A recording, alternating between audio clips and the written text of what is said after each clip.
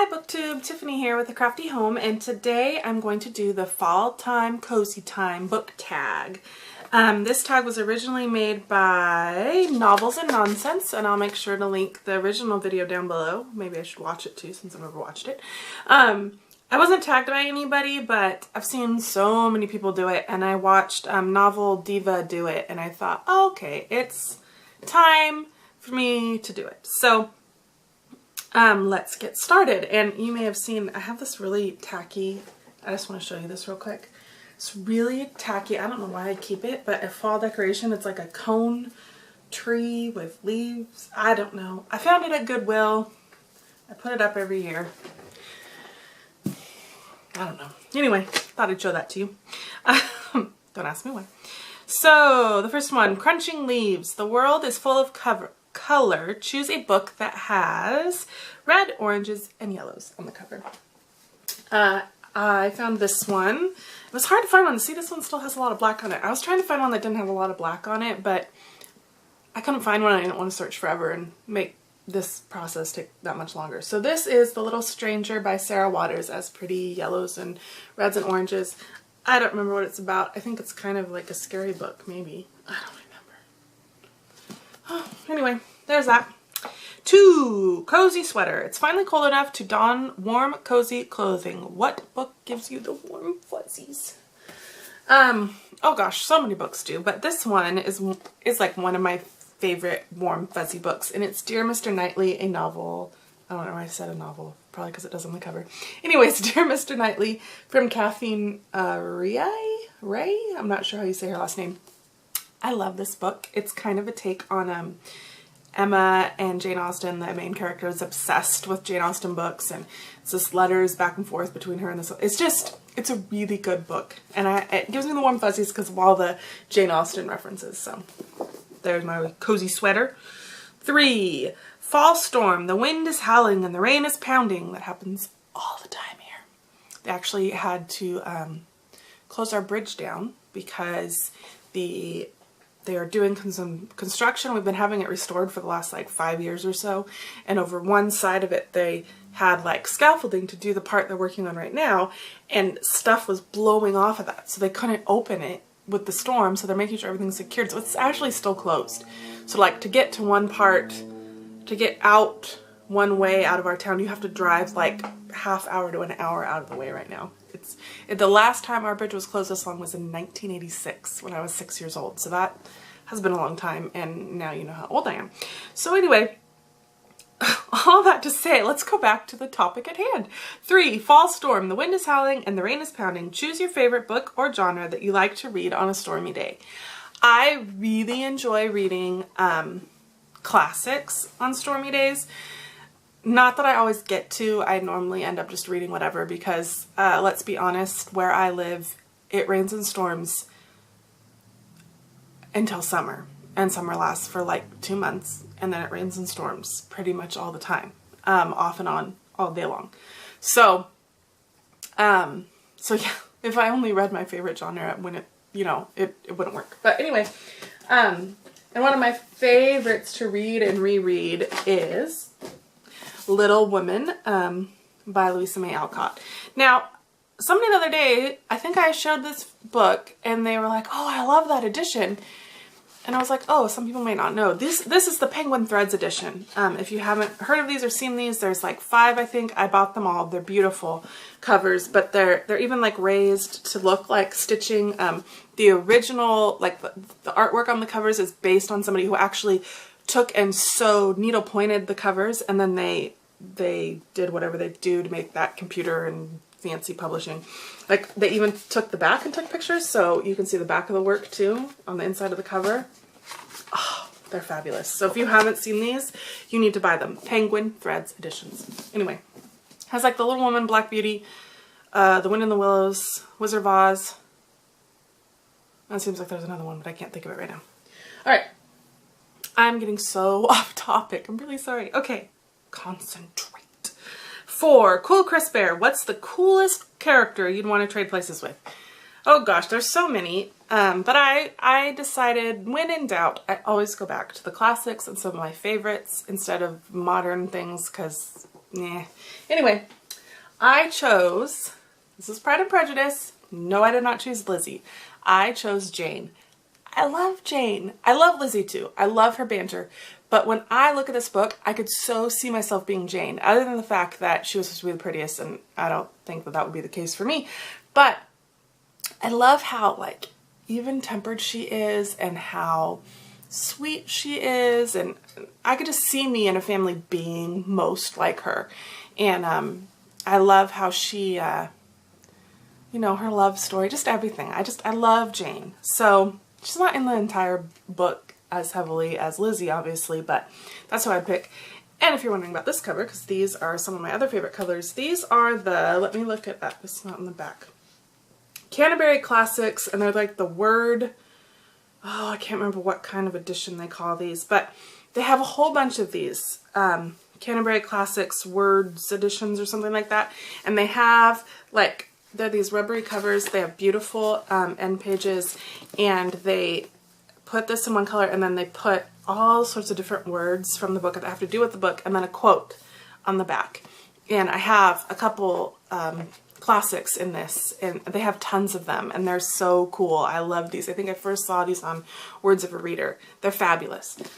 Okay, I gotta turn the Kindle back on so I can see what I'm doing here. Okay, number 5, Hot Apple Cider.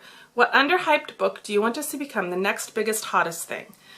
This was a hard question for me because most books that I read that are in the genre that would become next big hottest things, meaning like in the secular world and regular fiction, I normally pick up what everybody else is already talking about because I don't know what else to read. Every once in a while I'll read something else, but not very likely. So I couldn't really pick a book from there. But I do read and review Christian books a lot. I get sent a lot of Christian fiction. I belong to lots of publishing companies, reviewer programs for my blog. I have for like probably 5 years, 4 years, something like that.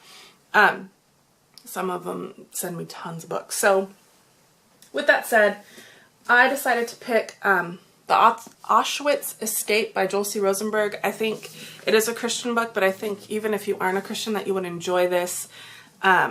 It is about World War II and the death camps in, oh, which one? Oh, it's slipping my brain right now. Oh, in Poland. What? Oh my gosh, it's in the title. Ooh. I am getting tired. Apparently I'm not very bright right now. The Auschwitz prison camp, death camp from World War II. So it's about that. It's very, very well written. And like I said, I think either would enjoy this. It's fiction, it's suspense, and it's absolutely fabulous, and it would be awesome if more people read this. It could be the next big thing. All right. Number 6. Coats, Scarves, and Mittens. The weather has turned cold. We really never have to wear, well, we wear coats and scarves and mittens, I suppose, but not like people who have snow. We don't get snow.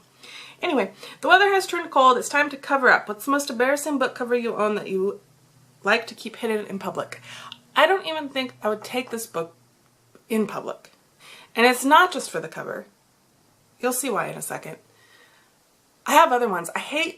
Well, actually, I usually don't even buy these books because I hate it so much. Like kissing on the cover, like two people all over each other. I'm just like, no, I don't want that on the cover of my book. Like, make it pretty with words or something, but I don't want to see that.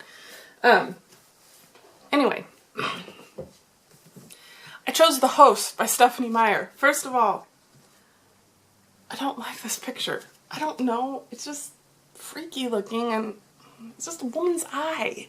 But not even a pretty eye. It's just a close-up of half of her face. Could we not have picked a better cover? I haven't read this book, so I have no idea how it ties into the book. The other reason I would never take this book into public is I accidentally bought the large print, which you may have seen on one of my book hauls. So, like, holy cow! It's humongous, so I would never take this in public. I would be thoroughly embarrassed. I will probably read it and get rid of it, and if I like it, buy it in a smaller one. I bought this off Book Outlet and didn't pay close enough attention. Hopefully I learned my lesson. 7. Right? Yeah, 7. What's your favorite fall time comfort food or foods? I love pumpkin anything. seriously pumpkin anything. But my favorite thing in fall time is, you know, all the coffee shops come out with the pumpkin spice flavoring, and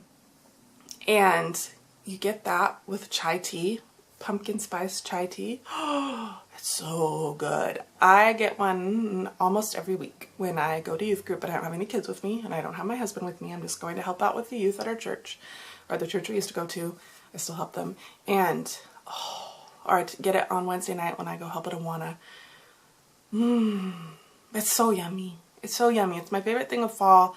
There's one place in town that sells, that has that flavoring all year round. But otherwise, I normally get it at this other place during the fall, and I absolutely love it. I'm actually drinking some chai today. I think it's cold now, though.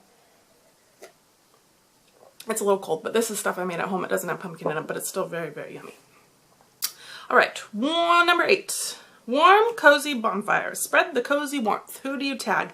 I actually did research and tagged because I know a lot of people just say, oh, I tag all of you, but it's so cool to like be individually tagged. And I picked a couple people who are newer to BookTube, and so I know that that would be really cool for them. And one person who isn't, but I would love to see her do this one. So first off, I'm going to tag Lydia from Something Like Lydia. I'm going to link all of their channels down below because a couple of them are new and I hope you go check them out.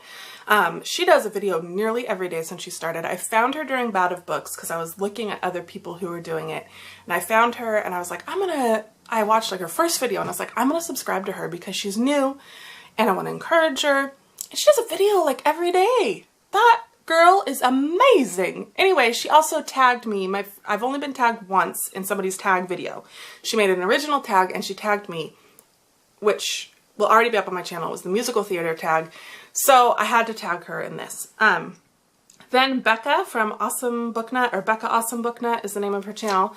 I would love to see her do this one. And then, okay, Jeffrey from, you are going to have to forgive me because I'm not sure how to say your channel name, but it's Stickula?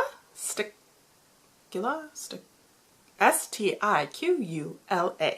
He is so much fun to watch, and new. He's very new to this. I found him during Dewey's 24-hour readathon, and I have followed him, and we've commented back and forth, and it's just kind of fun. It's fun for me because I'm not huge anything. I don't think I ever will be, but it's really fun to like see people who are new and try to build relationships with them because people have been doing it a long time.